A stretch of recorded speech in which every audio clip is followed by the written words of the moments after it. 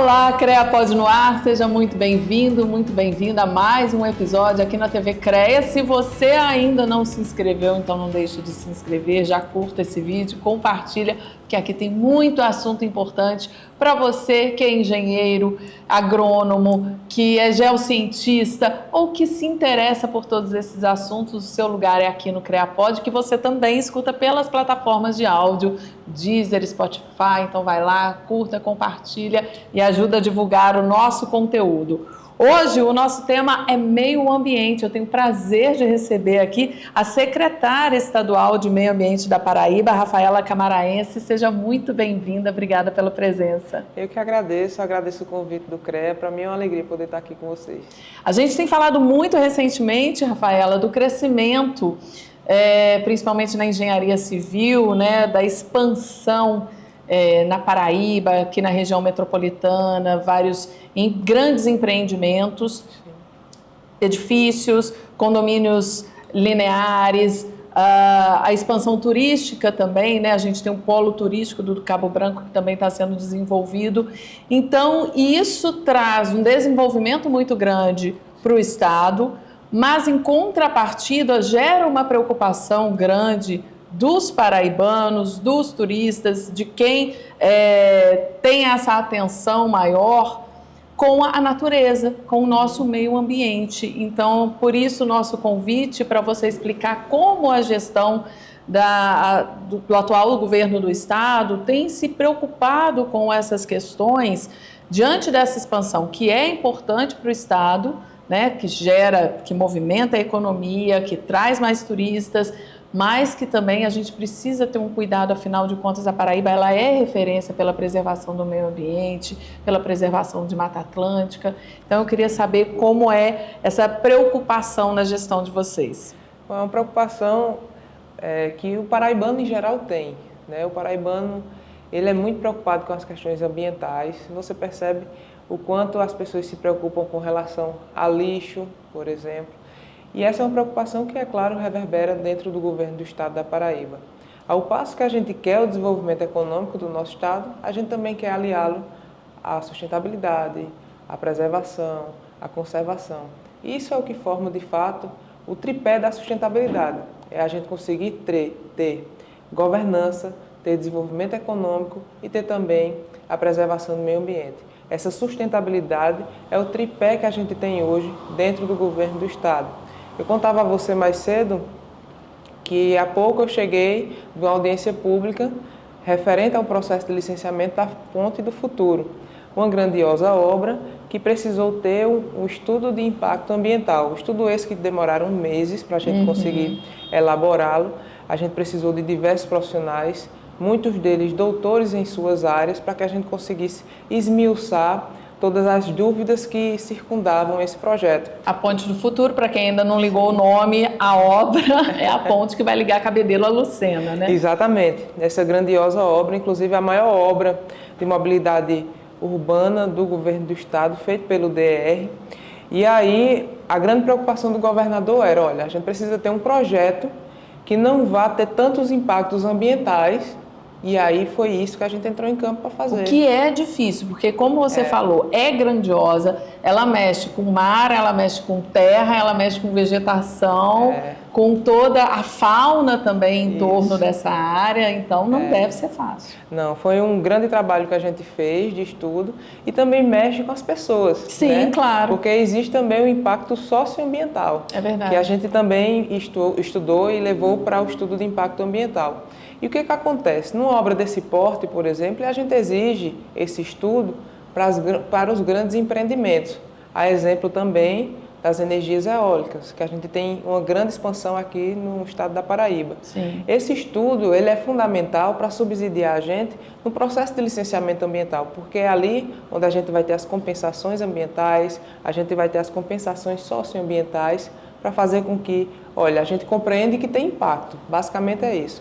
A gente compreende que tem impacto, mas vocês precisam fazer isso, isso e isso para conseguir mitigar esses impactos que serão gerados através desse empreendimento e para que a gente consiga minimizar os danos causados por ele. Então, a gente consegue estabelecer critérios de sustentabilidade nesses empreendimentos. Porque a gente sabe, é claro, que a gente precisa desenvolver o estado da Paraíba. E muitas pessoas tinham em mente que meio ambiente é a pedra no sapato de quem quer desenvolver. Mas não é. Ao contrário, o que a gente quer é conseguir ter um desenvolvimento sustentável e é isso que a gente tem feito dentro do governo do estado da Paraíba. Não, e as mudanças climáticas que a gente tem sentido na pele estão aí para provar que não existe desenvolvimento sem sustentabilidade, né? As duas coisas precisam caminhar juntas. Exatamente. Todo mundo está sentindo que está mais quente, né? E a gente chegou num ponto que, infelizmente, é o que eu chamo de ponto de inflexão. Não dá para a gente voltar a como nós estávamos antes. Mesmo que a gente passe só a reflorestar, mesmo que a gente deixe de consumir combustíveis fósseis, não dá para a gente voltar como estava antes. Mas o que a gente pode fazer é conseguir mitigar esses efeitos, conseguir mitigar essas mudanças climáticas que a gente está sentindo na pele e que não é só o calor, tem muita coisa acontecendo. A gente já tem refugiados climáticos no mundo. As pessoas estão saindo das suas localidades porque às vezes está tão árido e não consegue mais plantar, às vezes está tão quente e não consegue mais viver naquela região. E isso, quanto mais a gente consegue mitigar, menor serão esses efeitos. Quanto mais a gente não conseguir estancar, maior serão esses efeitos. E é claro também, a gente também tem eventos severos, cada vez mais recorrentes, cada vez com mais danos, com óbitos, infelizmente. Mais trágicos, a gente pode dizer até, né? Infelizmente. Eu estava palestrando recentemente no Ministério Público e eu comentava com os promotores que a gente chegou num ponto que antes a gente via um espaçamento de tempo maior entre esses eventos. E eles vão ser cada vez mais presentes no nosso dia a dia. E aí a gente precisa mostrar para as pessoas o quanto isso é grave. E a gente até comenta no mundo ambiental que, olha, não existe planeta B, só existe o planeta A. E aí a gente tem a condição de conseguir melhorar a vida da gente e das pessoas que virão após a nossa saída, né, desse planeta Terra, para não falar uma palavra mais dura. Porque as pessoas sempre diziam, a gente precisa cuidar do meio ambiente para gerações futuras. Não é mais geração futura, é a nossa geração. E aí a gente tem buscado, através da educação ambiental, levar mais conhecimento para as pessoas. Porque sempre as pessoas dizem, tirei o lixo da minha casa, não é mais problema meu, agora é problema da prefeitura, por exemplo. Sim. Mas não é assim, a gente precisa fazer a coleta seletiva, a gente precisa estimular as pessoas a ter mais conhecimento do que elas mesmas consomem. Enfim, é uma série de coisas que a gente tem feito através do governo do estado que visam promover mais diálogo com as pessoas, mas também mais consciência. Você falou que na elaboração dessa pesquisa, desse estudo para a construção da ponte do futuro, foram ouvidos diversos especialistas, muitos doutores em suas áreas. Como são essas parcerias? Vocês buscam nas universidades, nos institutos federais? Como funciona? Olha, hoje a gente tem parceria com todas as instituições de ensino superior públicas do estado da Paraíba, o UFPB, o UFCG, o EPB. A gente também tem com uma instituição privada e aí visa a gente conseguir ter atendimento aos animais. Mas com relação ao estudo de impacto ambiental lá, a gente trouxe realmente diversos professores em suas áreas para que a gente conseguisse realmente ter pesquisadores ali. E é tanto que a gente conseguiu identificar espécies que ainda não estavam catalogadas. Olha que interessante. A gente passou a incluir novas espécies que ali estão naquela região. E a gente primou por ter um estudo tão robusto, porque a gente também quis dar exemplo, não somente para dentro do próprio governo do estado, mas também para os empreendedores que estão vindo para o estado da Paraíba. Olha, o governo do estado está fazendo um estudo tão robusto, a gente tem que fazer pelo menos no mesmo patamar. E aí, isso é um estudo que a gente tem muito orgulho de ter feito. A gente fez na Secretaria de Meio Ambiente, em parceria com a ESA, a UFPB, o UFCG, em parceria também com a FAPESC, para fazer com que a gente tivesse o maior leque possível de profissionais que pudessem nos ajudar, mas também que a gente conseguisse ter a visão de outras pessoas. Que às vezes a gente passa a ter uma visão mais enviesada, né? Quando a gente está ali tratando o meio ambiente, e às vezes a gente pensa, olha, acho que aquilo ali todo mundo já sabe, mas não é bem assim. E aí às a vezes gente você quer tanto que aquele projeto seja feito, né? Que acaba assim, fechando, não, mas isso aqui não é tão importante. E aí vem um olhar de fora e fala, não, olha, isso aqui é muito importante, sim, eu preciso jogar luz nessa situação. E assim, não somente com relação aos pesquisadores, mas a gente também fez questão de ouvir os próprios moradores. Sim. Porque aí a gente estava lá fazendo a pesquisa de campo e de repente as marisqueiras, os pescadores tiveram uma preocupação que foi extremamente pertinente. E a gente levou essa preocupação para dentro do estudo ambiental, porque aí passou a compor também o estudo socioeconômico. Que aí se não afetaria a pesca, o trabalho deles, é isso? Sim, exatamente. Porque é todo o ecossistema que passa a ser impactado, né? E aí reverbera também nas pessoas que acabam utilizando daquele local como o seu meio de vida. E aí a gente fez todo esse levantamento, demorou aproximadamente 8 meses, dioturnamente. Inclusive tem parte da pesquisa que só pode ser feita de forma noturna. Sim. E aí a gente conseguiu hoje apresentar nessa audiência pública e mostrar para a população, e não somente mostrar para as pessoas, mas também fazer com que as pessoas participassem. A audiência pública é justamente isso, né, para democratizar um instrumento que é tão importante, que é a licença ambiental. Bom, só para a gente finalizar, e eu tenho certeza que tem muita gente curiosa com relação... eu falo muito, viu? Não, finalizar só a parte da ponte, que tem muito assunto. Só para finalizar essa parte da ponte, que eu acho que tem muita gente curiosa, só para a gente adiantar. A Rafaela comentava comigo antes da gente começar a entrevista que o prazo seria de 2 anos, o consórcio que vai construir a ponte, 2 anos para finalizar. É um prazo teoricamente curto. Não, mas a gente acredita muito que eles têm competência suficiente. Vão ter que correr um pouco, mas assim, a robustez de todo o trabalho que foi feito anteriormente vai dar subsídio suficiente para eles conseguirem ter essa celeridade necessária para o avanço das obras. Eu estou muito confiante que muito em breve o povo paraibano vai poder usufruir dessa ponte. Bom, e uma das questões também importantes para a economia da Paraíba, que tem se tornado cada vez mais assunto, né, nas rodas de conversa, é a questão do turismo.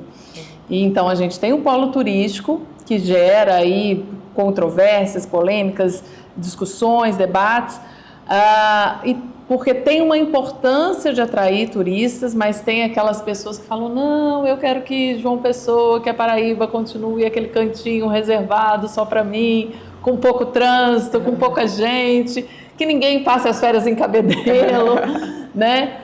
Como que vocês têm administrado essas divergências, digamos assim?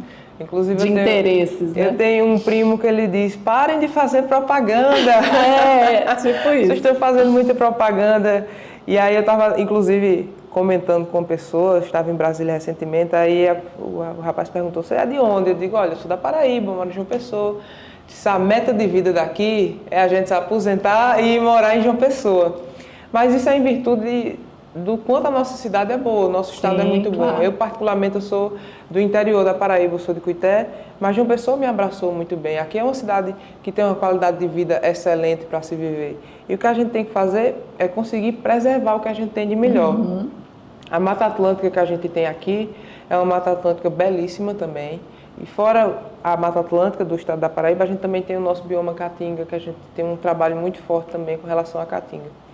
Aqui em João Pessoa, a gente tem outra particularidade, que é a preservação também de toda a nossa área litorânea. Sim. Que é exatamente o que chama o turista para vir visitar o nosso mar, né? O turismo de sol e mar.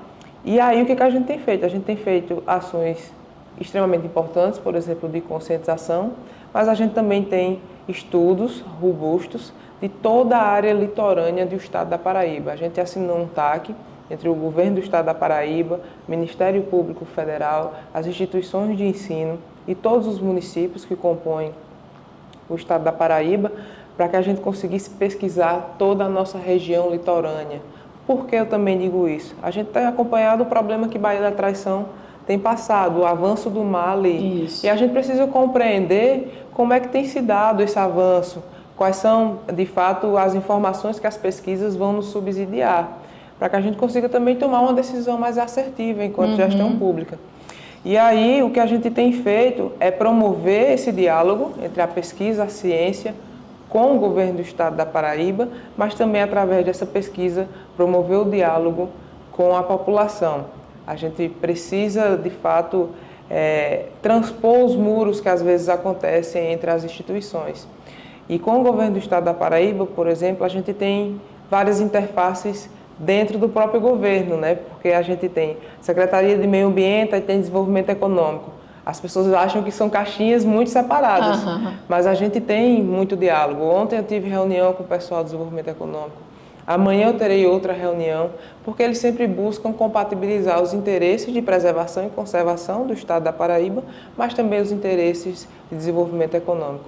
O polo turístico é extremamente estratégico para o estado da Paraíba, para que a gente consiga gerar mais emprego e renda.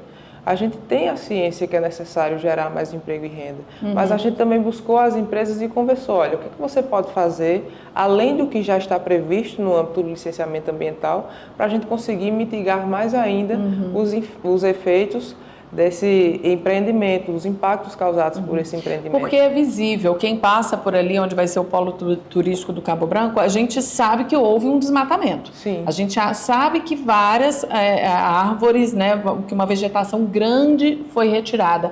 Como funciona essa compensação? Então, o que acontece no âmbito da compensação? Se eu vou e faço supressão vegetal em determinado local, eu tenho a obrigação de repor esse local que eu acabei suprimindo em outro local, ou seja, eu tenho que reflorestar. Eu não posso ter simplesmente desmatar e pagar um recurso e pronto, resolveu ali o meu problema. Tá. Não é assim que funciona. Você vai ter que sim pagar também uma quantia com relação à compensação ambiental, mas você também tem a obrigação de reflorestar. Esse recurso ele passa a ingressar ali o Parque Trilhas, por exemplo, esse recurso ele vai servir para proteção. E onde vai ser esse reflorestamento? Quem determina é o governo do estado. Quem determina é o Copan, que é o Conselho de Meio Ambiente que nós temos aqui no estado da Paraíba. Inclusive o CREA tem assento no Copan também. É lá onde a gente avalia, através da Comissão de Compensação Ambiental, quais são as obrigações que vão estar ali no âmbito da licença ambiental. Certo. É lá que é determinado tudo isso. A gente vai para a votação, todos os processos são votados, para que a gente também consiga democratizar mais. E aí, todo aquele pessoal ali que está hoje empreendendo no polo turístico, eles precisam pagar a compensação, mas para além da compensação, eles também precisam fazer o reflorestamento. Só que a gente ali no polo, a gente ainda fez que a gente chama de um plus, né? O TAC que a gente assinou com o Ministério Público também visa fazer todo o estudo daqueles corpos hídricos que a gente tem aqui em João Pessoa. Por exemplo, Rio Paraíba, Rio Aratu. A gente também vai promover os estudos desses rios, visando justamente a gente conseguir despoluí-lo. É isso um dos objetivos que a gente tem através desses estudos que foi firmado através desse TAC. Bom, você falou do bioma Caatinga também, que é um bioma importante, né, único nosso aqui, e que tem sido muito discutido também, porque muita gente não vê a Caatinga como uma vegetação importante, né? Acha que aquela vegetação rasteira, a gente vê florestas, vê árvores, dá mais importância do que a Caatinga. E recentemente a Paraíba também vem sendo buscada, houve um crescimento muito grande das empresas de energia solar. A implantação das placas fotovoltaicas na Paraíba cresceu bastante, empresas, e muitas utilizam essa área, por ser uma área de incidência solar muito grande, muito forte, né? Mas onde tem a vegetação também da Caatinga. Então a gente está falando de questões muito importantes, que é a energia renovável, Sim. que é fundamental, que é importante, que todo mundo sabe que tem que investir na geração de energia renovável. A gente tem esse sol todo abundante, então precisa ser aproveitado, assim como a energia eólica também, mas tem as questões de preservação ambiental, e aí vem esse outro conflito também para administrar, né, Rafael? A gente precisa sempre estar ali buscando o equilíbrio, né? O bioma da Caatinga, disse há pouco, eu sou do interior, então eu me considero uma filha da Caatinga em si. E eu tenho um orgulho muito grande desse bioma. E, infelizmente, as pessoas têm um desconhecimento muito grande do que de fato é a Caatinga. As pessoas vão para o interior, aí vão no período de estiagem, aí vê tudo seco. Acha que está tudo morto. Vê tudo seco, acha que está tudo morto, que não tem vida ali. Infelizmente, alguns veículos midiáticos acabaram promovendo uma imagem muito negativa do que é o bioma Caatinga, acha que é só seco, que é só sofrimento, e não é assim. Ao contrário, para quem ainda não tem o conhecimento do que é o bioma, a Caatinga, quando está naquele período seco, quando ela está ali cinza, aquilo é a riqueza do bioma, é a resiliência da Caatinga, porque é naquele momento em que ela praticamente adormece, se resguarda e espera a chuva vir, ela não morre. Essa é a resiliência da Caatinga, essa é a beleza desse bioma. E quando a gente efetivamente mostra para as pessoas o que é isso, elas passam a ter mais conhecimento e a gente só preserva, a gente só protege aquilo que a gente conhece. E aí a energia solar e a energia eólica, ela vem num momento também muito importante para o nosso estado. A gente precisa passar por uma transição energética. Eu não falo somente o estado da Paraíba, não somente o Brasil também. Eu me refiro ao nosso planeta, né? A gente precisa conseguir descarbonizar mais, a gente precisa diminuir o consumo com relação aos combustíveis fósseis.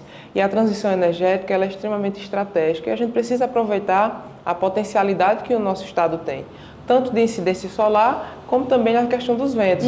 Obviamente, existem os impactos. O que a gente está aqui para fazer enquanto meio ambiente é conseguir equilibrar, né? A gente precisa ter o desenvolvimento, mas a gente também precisa ter a preservação. É tanto que, em alguns momentos, a gente chama o pessoal e diz, olha, isso aqui não está certo, você tem que melhorar a dinâmica aqui. Aconteceu recentemente com o pessoal da energia eólica. A gente conversou com eles, olha, vocês estão fazendo um empreendimento, vocês precisam conversar com a comunidade local, eles precisam compreender o que é isso, vocês precisam conseguir dialogar melhor, sabe? O pessoal precisa saber quais são os impactos que são gerados ali. Por mais que a gente já faça esse trabalho, por mais que exista audiência pública, mas é um diálogo que precisa permanecer sendo alimentado, porque não basta conversar com o pessoal uma única vez e achar que ali está resolvido. E aí a gente tem promovido também esses diálogos com os próprios empreendimentos e também com as pessoas que estão inseridas nessas localidades, aliando também a questão da preservação do nosso bioma, que eu sou mais do que fã, né? Eu deixei isso bem claro aqui, ficou bem Mas é lindo, aberto. foi linda a sua fala, mas é realmente isso. Eu tive a oportunidade de ir para o sertão no mês de agosto, então estava tudo verdinho, é completamente diferente daquela imagem que é proliferada aos quatro cantos, realmente do chão rachado, e não é isso que a gente vê. É uma beleza, não é? É lindo demais. Bom, eu queria falar um pouquinho agora da sua trajetória. A Rafaela, ela é formada em Direito e Gestão Pública, e eu queria saber como é que houve, então, como você se envolveu com a questão ambiental? Olha, eu comecei a me interessar mais pela questão ambiental ainda na faculdade de Direito. Quando eu comecei a pagar a cadeira de Direito Ambiental, aí eu comecei a me interessar mais. Aí já fiz cursos na área de Direito Ambiental também, busco sempre estar me atualizando. Hoje também sou conselheira do Conselho Nacional de Meio Ambiente.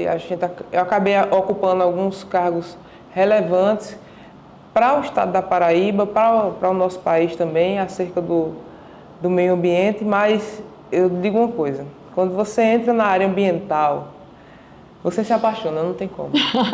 Você se apaixona porque você percebe o quanto a natureza ela é incrível, assim. Deus ele é muito perfeito nas suas ações, assim. Não sei qual é a sua religião, não sei qual é a religião dos nossos ouvintes, mas enfim, o nosso Criador, o que você acredita, fez a nossa natureza de uma forma muito sublime, de uma forma muito perfeita. E aí quando você adentra de fato nas questões ambientais, aí você consegue enxergar a beleza do que é isso tudo. Aí não tem como, você se apaixona e você quer realmente preservar, você quer conservar, porque essa riqueza é muito linda de se ver. E assim, não somente com relação à nossa flora, mas a nossa fauna também, do fitoplâncton que a gente tem aos nossos maiores mamíferos, por exemplo. É tudo uma riqueza, é tudo um ecossistema muito perfeito, que se encaixa de forma muito bela. E aí não tem como, você se apaixona. Pois é, e apesar de muito jovem, você tem toda essa experiência nessa área ambiental, né? Hoje secretária de Meio Ambiente do Estado da Paraíba, também faz parte do Consórcio Nordeste, diretora executiva na Associação Brasileira de Entidades Estaduais de Meio Ambiente. Você já percebe, como a gente falava, que não existe desenvolvimento sem sustentabilidade? Você já percebe que as pessoas estão percebendo, dando mais enfoque a isso, realmente dando a importância ao meio ambiente que ele merece, porque alguns anos atrás nem Secretaria do Meio Ambiente existia, né? Hoje a Secretaria de Meio Ambiente ela é importante, ela tem voz, ela tem participação, nada no desenvolvimento social é feito sem conversar com o meio ambiente. Você já percebe isso? Percebo, isso é de uma forma muito clara que está posta para a gente, sabe? O governador teve um olhar extremamente atento, percebeu realmente o quanto o governo do estado também precisava ter uma estrutura como a Secretaria de Meio Ambiente. O governador é engenheiro, mas ele sabe plenamente as necessidades que a gente tem com relação às questões ambientais e que a gente precisa alinhar isso. E que não é uma coisa impossível não, ao contrário, a gente está mostrando que é bem possível sim a gente fazer isso, a gente encontrar a sustentabilidade. Mas o mundo está tratando isso. A COP do próximo ano é aqui no nosso país. Sim. A gente foi para uma COP recentemente também, e aí você percebe a magnitude do que é isso tudo, né? Porque todo o planeta se movimenta para tratar de uma pauta. Os maiores líderes de todo o planeta vão tratar dessa pauta numa cúpula. Então isso, a gente percebe o quanto é importante também para os grandes líderes, os grandes países que a gente tem. Mas ao mesmo tempo também a gente ficou muito perceptível nessa última COP o quanto que a força do dinheiro ainda emperra muito as discussões, né? Enquanto o quanto grandes países, como a gente tem líderes dos Estados Unidos, por exemplo, e que ainda não colocam essa pauta como algo fundamental e importante na discussão. Então, ainda tem muito a que se lutar, né? Tem muito o que se lutar. E aí, assim, também eu sou muito tranquila e um pouco mais pragmática com relação a isso. Se a gente quer conservar e a gente quer preservar, a gente tem que também trazer o recurso para a mesa, porque a gente precisa ter o financiamento climático. E aí os grandes players, por exemplo, do empreendedorismo, as big techs, as Amazons da vida, que precisam descarbonizar, eles estão vindo para o Brasil em busca desse crédito de carbono, por exemplo. E aí, a partir daí que a gente consegue ter mais recursos para que a gente consiga fazer com que as pessoas tenham, de fato, condições de preservar e conservar cada vez mais. Porque, tem que saber jogar o jogo. Tem que saber, porque não adianta eu chegar para um agricultor que está lá plantando e dizer, olha, você não pode mais fazer isso. E aí ele vai olhar para mim e vai dizer, eu vou viver do quê? Eu tenho que também dar condições para essa pessoa para eu dizer a ela, olha só, é melhor e é mais viável economicamente para você preservar, porque vai ter esse recurso, esse. Então a gente precisa, de fato, também compatibilizar todo esse cenário econômico. Obviamente não é tão simples como eu estou colocando aqui na mesa, mas é da forma que a gente enxerga. Eu disse mais cedo assim, que é apaixonante o meio ambiente. E é muito apaixonante, isso eu não nego. Mas a gente também precisa olhar de forma clara, que é de fato o dinheiro que consegue movimentar as coisas. E aí, para a gente conseguir preservar e a gente conseguir conservar, a gente precisa ter de fato financiamento climático. E ele vai acontecer a partir do momento que essas empresas precisem de fato, por exemplo, descarbonizar. É toda uma equação que a gente precisa fazer, mas que dá para fazer. Rafaela Camaraense, secretária estadual de Meio Ambiente da Paraíba, muito obrigada pela sua participação aqui no CREAPod, seja sempre bem-vinda. Eu que agradeço, eu estou sempre à disposição, o CREA que é um parceiro importante, a gente tem diversos engenheiros, por exemplo, engenheiros ambientais, engenheiros florestais que nos ajudam diariamente e além do mais, o CREA, por exemplo, tem assento cativo lá no Conselho de Proteção Ambiental, ou seja, o CREA que hoje cada vez mais a engenharia tem se aliado às questões ambientais. Então, estou muito orgulhosa de poder estar aqui promovendo esse diálogo e mostrando que meio ambiente não é pedra no sapato do desenvolvimento econômico, ao contrário. Meio ambiente é um dos tripés extremamente importantes para a gente conseguir ter, de fato, a nossa sustentabilidade. Muito obrigada pelo convite. É isso. Obrigada, Rafaela. E obrigada a você que acompanha o CREAPod toda semana aqui pelo YouTube ou nas plataformas de áudio, Deezer, Spotify. Não deixe de curtir, de compartilhar, de dar 5 estrelas, ajudar a divulgar o nosso conteúdo. Siga também o CREA nas redes sociais, CREA PB. O CREAPod é uma realização do CREA da Paraíba. A produção é minha com Manuel Nóbrega, edição e captação da 104 Filmes. Nosso agradecimento a Belo Jardim pelo paisagismo do cenário e a você que nos acompanha toda semana. Um beijo grande e até quarta-feira que vem.